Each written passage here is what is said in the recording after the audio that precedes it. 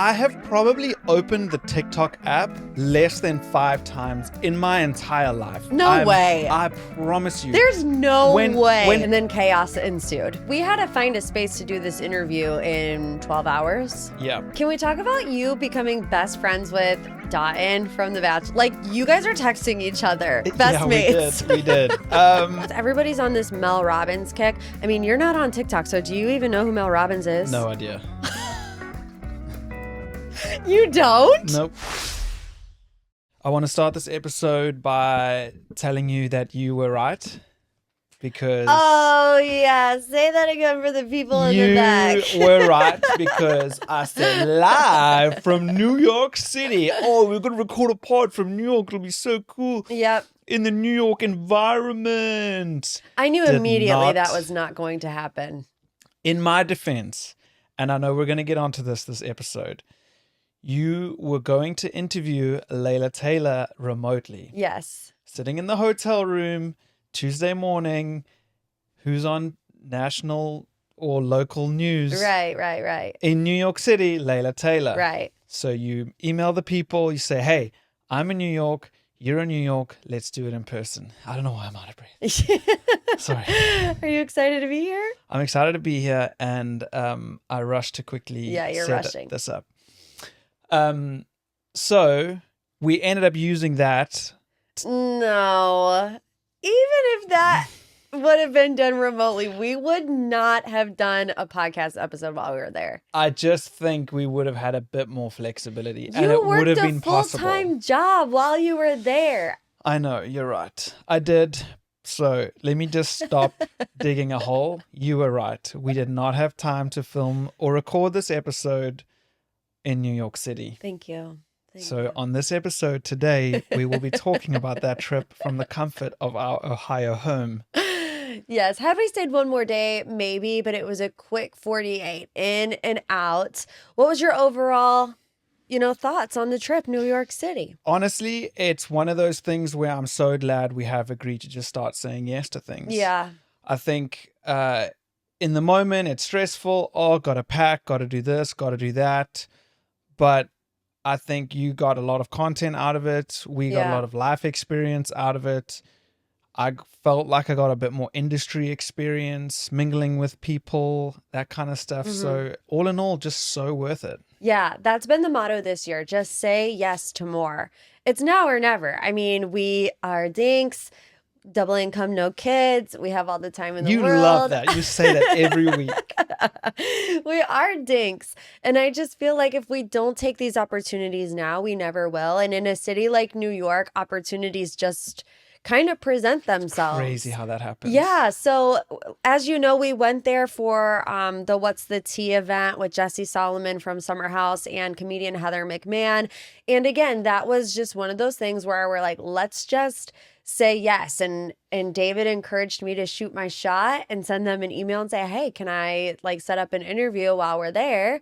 They agreed. So that was my first confidence builder, I would say. Yeah. So then we're in the hotel, and like you said, I had already known that I was going to interview Layla Taylor from The Secret Lives of Mormon Wives virtually, because that's how I do pretty much all of my interviews.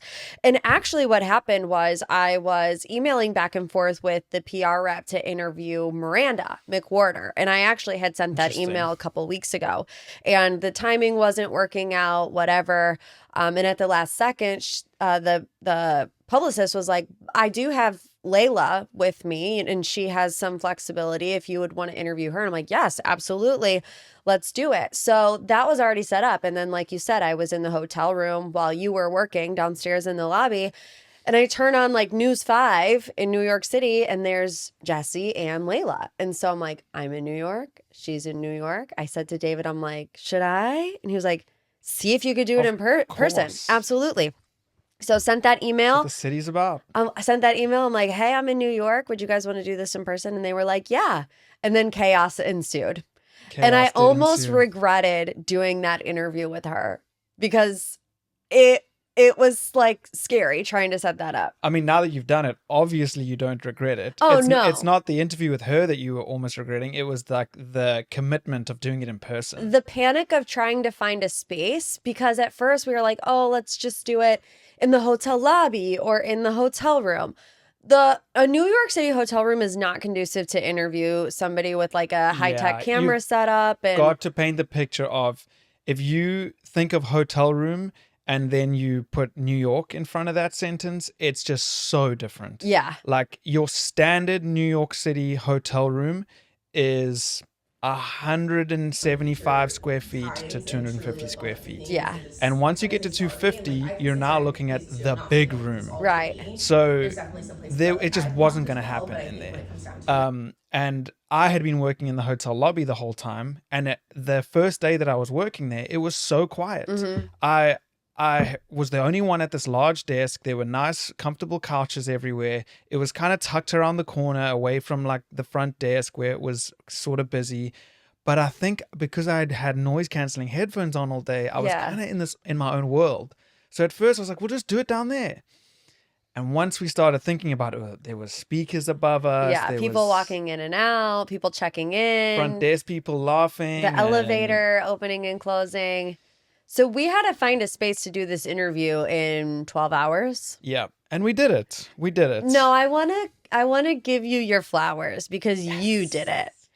I had so many like almost on the verge of tears moments when I was in New York, because this is exactly why I married you. I mean, I love you. This is one of the reasons why I love you. Mm-hmm. Because when I am stressed at the end of my rope, about to have a mental breakdown, you always fix the problem. Always. Thank you. You always fix a problem.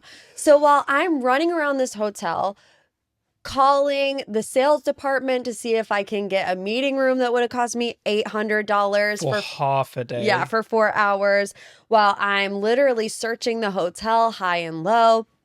I'm messaging people that I see have studio spaces in New York, but they're not answering me. You, while you're in New York, working a full-time job, you're like, I'll take care of it.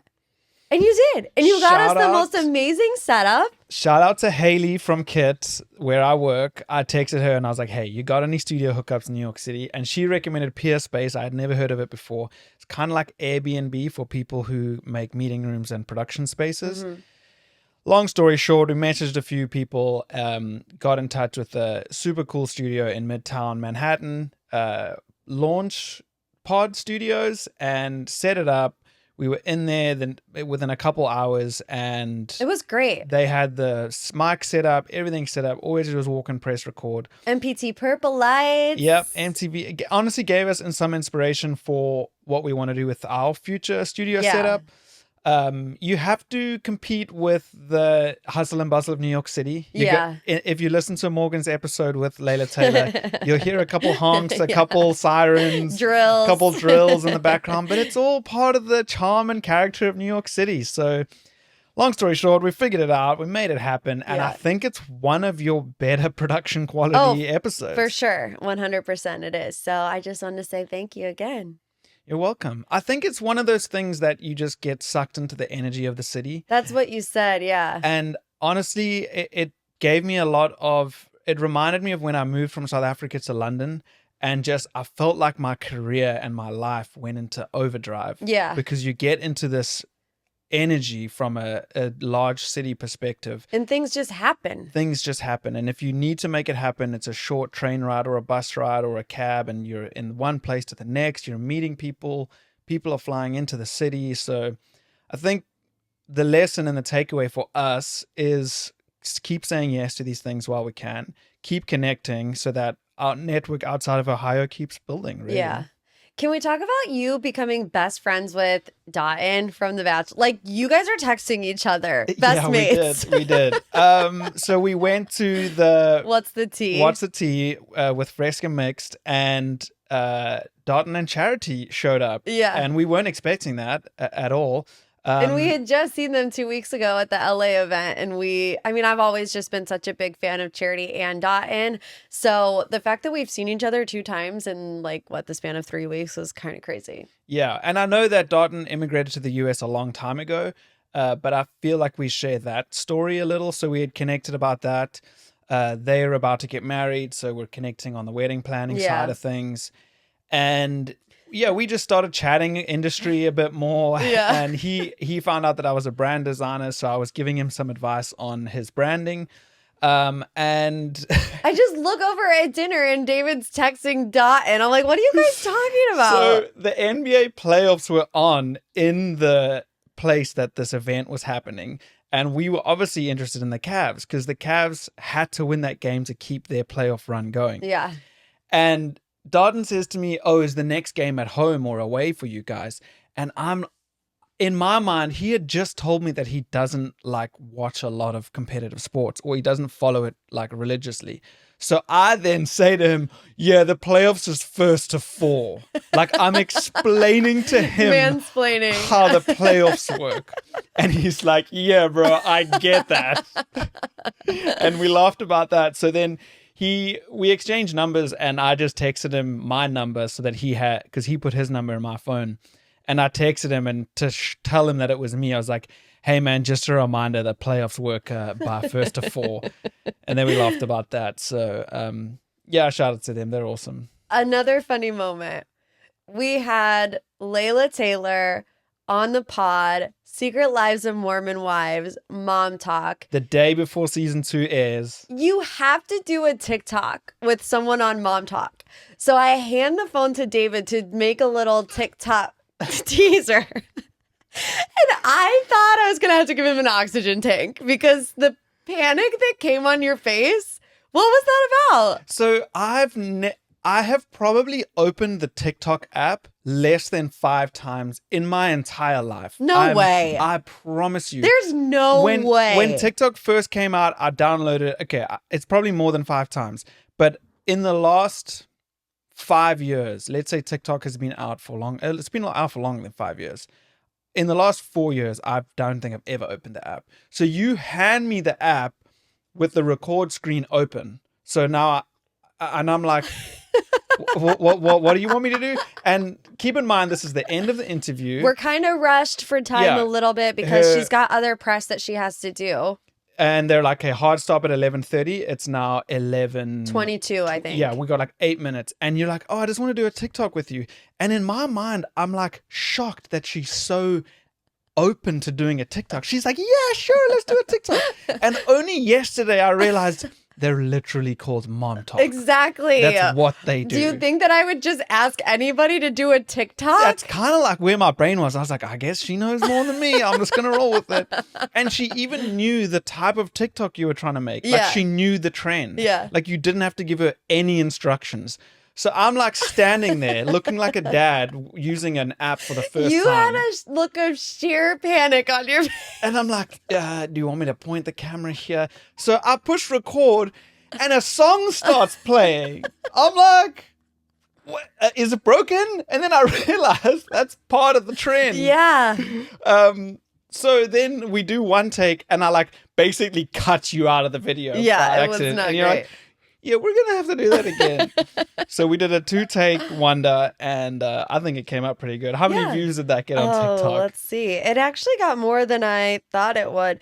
I've never done those type of dance Yeah, you're not like a trends. dance trend TikToker, but I get why you did it now. It got 20,000 views. Yeah, there you go. There you go. I feel like it did even better on Instagram. Didn't you put it on Instagram I did put it on Instagram. I mean, would you like those numbers as well? Yeah, come on, stat me up. We're doing a little field research. Hold on, I gotta find it. I'm Production Dave, so I'm the one that looks at all these things. Yeah, he is Production Dave. Okay, hold on.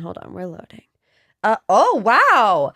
121,000. There you go. That's a lot. I didn't know that. I need so to start thank you, my Dave. own TikTok. Yeah, seriously. Okay, well, I guess we could put a little bow on that trip to New York City. Thank you for just going with me and doing everything that you do. Yeah, you're welcome. I had a good time. I thought it was really fun. It was fun hanging out with Jesse Solomon. Heather was the best. Yeah, ever. Heather, what a G. Oh my gosh. I did not full transparency, I did not know much about Heather until you showed me her Netflix special. Yeah. Immediately fell in love with just her style and her like comedy and her just the way she's so professional too. Like, yeah, wow. in our environment where we were just wanting to interview her, she just knows what she's doing, and yeah, there's no surprises that she has seen so much success recently. Okay, so moving on, we started something this week that I just kind of want to get a pulse check on how it's going for you, how it's going for me, because I've heard that there's a lot of benefits when you sleep with your phone outside of your bedroom. Nice. So one day last week, I just said to David, I'm going to start sleeping with my phone outside my bedroom and seeing kind of how it works. You have done this more than I have. Like, it's something that you actually do regularly. You know me, I'm a big wellness podcast listener. So I've tried everything from no apps on my phone to phone in the bedroom to phone on a different planet to putting butter in my coffee and some things stick, some things don't. Right. But the one thing that has always stuck with me is if I want to sleep better, put my phone out the room, and it changes the game for me. Do you know why, like scientifically? I mean, no, not scientifically, but for me, it's about out of sight, out of mind. Yeah. So if my phone is next to my bed, I will have a thought in my mind of, oh, I didn't reorder coffee pods on Amazon. Yeah. So instead of me making a note to do it in the morning, I will pick up my phone. Guess what? I open Amazon and then I see, ooh, memory cards are on sale. Yeah. Ooh, new car wash soap. And then I'm like, oh, let me go on YouTube and find out which soap is the best one. So now I'm on YouTube and then recommended video. Have you upgraded your Ford Ranger's interior clock module? Yeah. And I'm like, ooh. No, but I need to. That's a 3-hour video on how to change your Ford Ranger's differential. Yeah.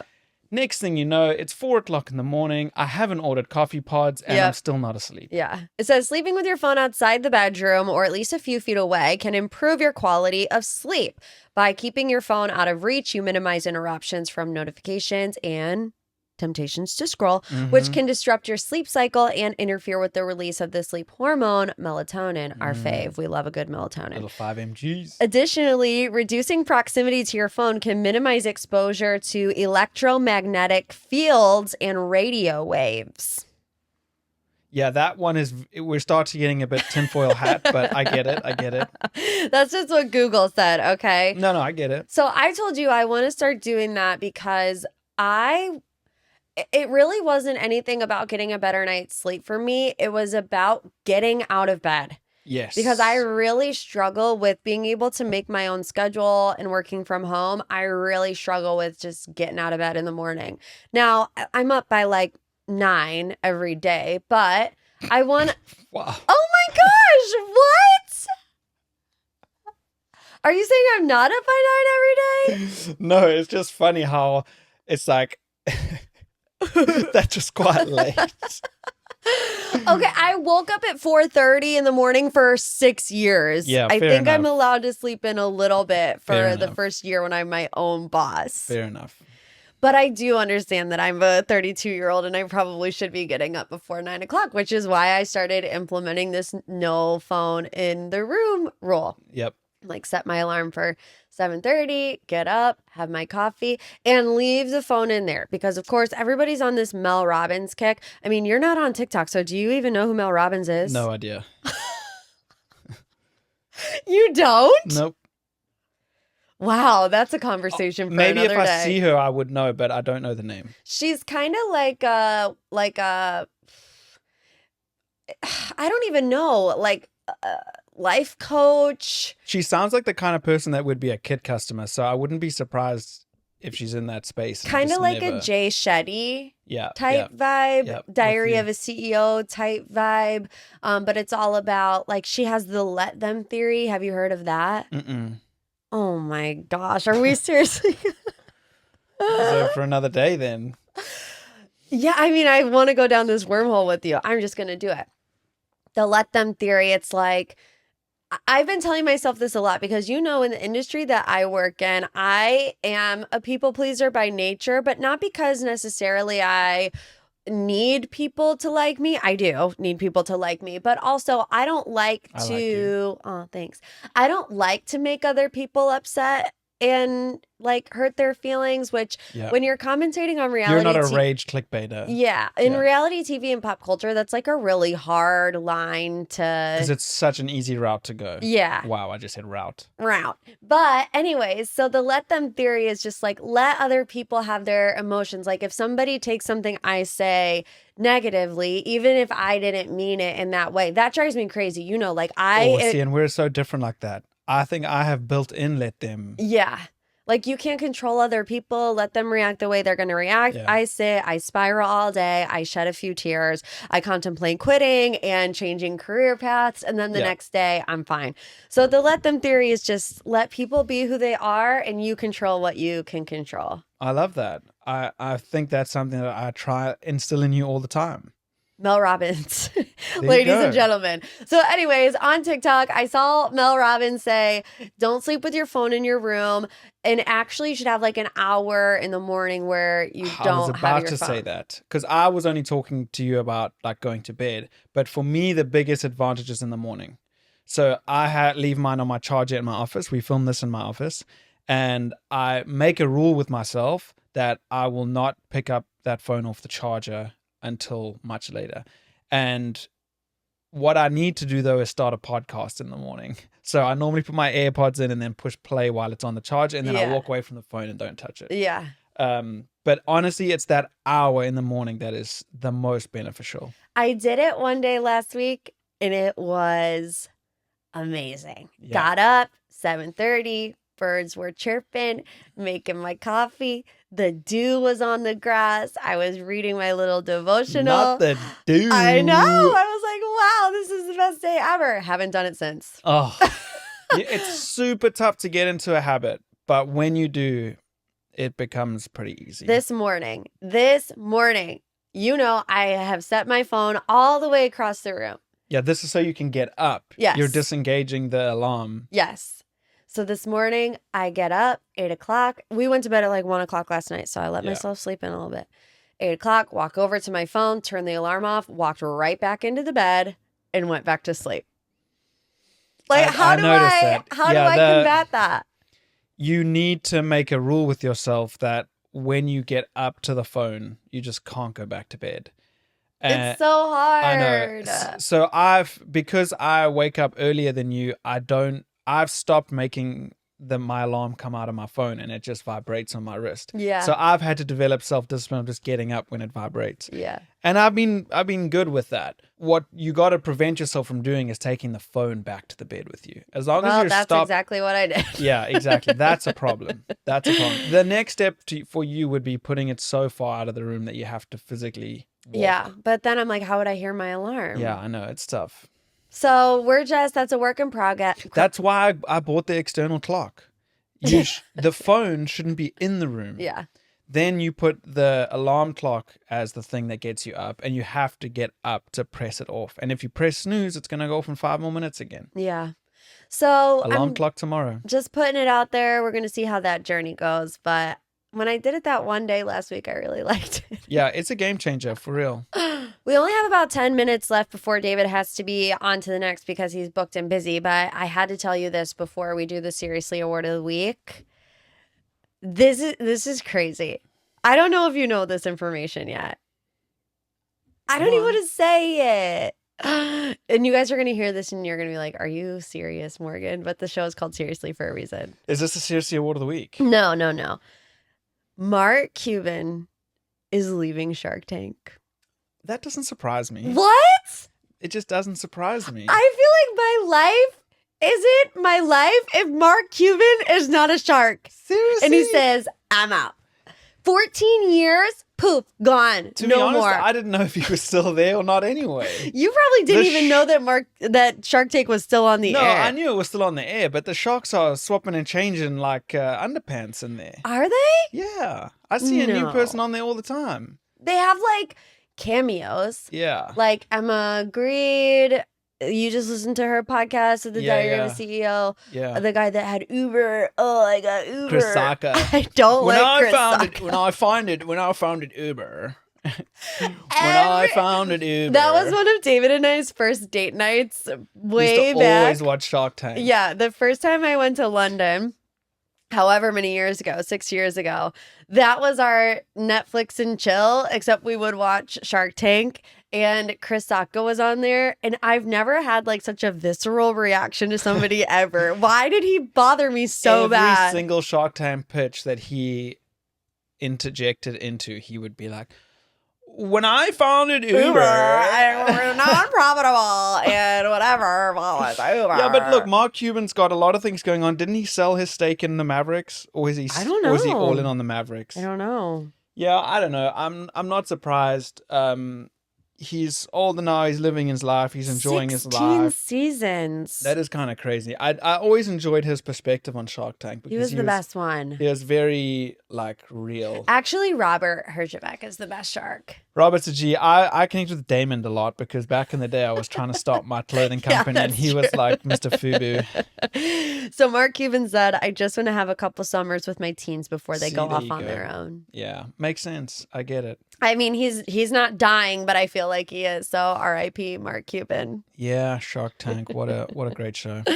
Okay, Seriously Award of the Week. We got some good feedback last week when we talked about Survivor season 48. So I feel like we have to kind of catch up with what happened last week because they finally made a move. But did they? No, not really. I feel like the move is still Joe, but he keeps winning immunity.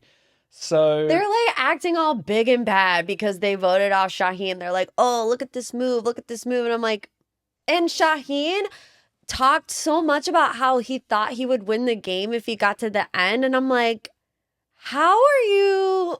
I think the move wasn't that Shaheen got voted out. The move was convincing Joe that Shaheen was going to backstab. Yeah, and maybe potentially had an idol. So now Shaheen is gone without Joe feeling left out of the vote. Yeah. He's included. Oh, I better be proactive. Shaheen's after me, so I'm going to go after him. Right. So that's the move. The move is that Shaheen's gone without anybody knowing that Kyle and Camilla were behind it. So to me, it's pretty obvious that the winner is going to be one of two people. Can you guess who the Kyle or Joe? Yeah.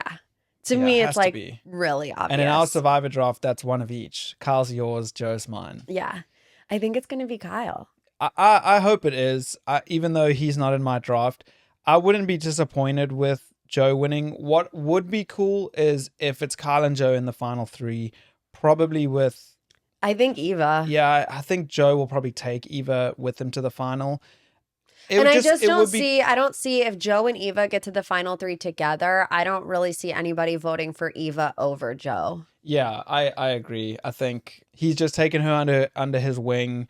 The family man, and I know I was like coming in hot last week saying that this Integrity Alliance is condescending and they are on their high horse. A lot of people agreed with you though. They did, but that episode and Joe talking about his sister, I'm like, yeah, that was heavy. Oh my gosh. Like, that was for heavy. As much as it annoys me, the moral superiority of it, I'm like, Joe he's a great guy. He's just a good dude. Really, really is. And there's absolutely no denying that. And I think that's why if he went to the final, it would be very hard to not vote for him. Yeah. And that's why someone like Kyle has to build up such an insanely good resume. Yeah.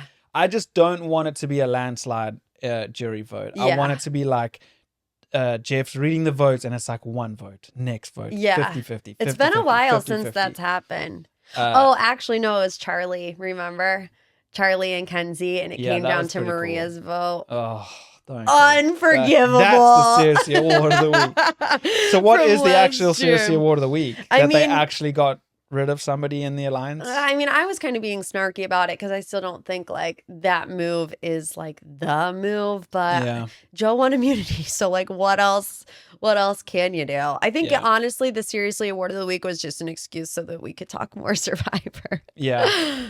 Yeah, if you want to hear more Survivor content, let us know. Hey, we have the finale this week, right?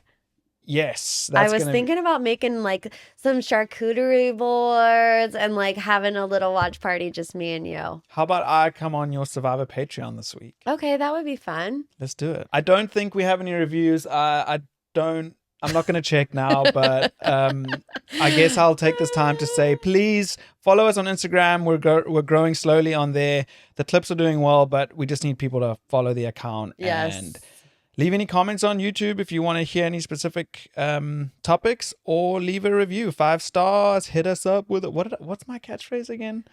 Cheeky 5 stars. Oh, cheeky Give five us a cheeky 5 stars. Yes, Appreciate it. Love that. Thanks for coming, Dave. Thanks for being here, Morg, in my office, live from Ohio City. Ohio City. Mineral, Ohio. All right, shut up, Dave.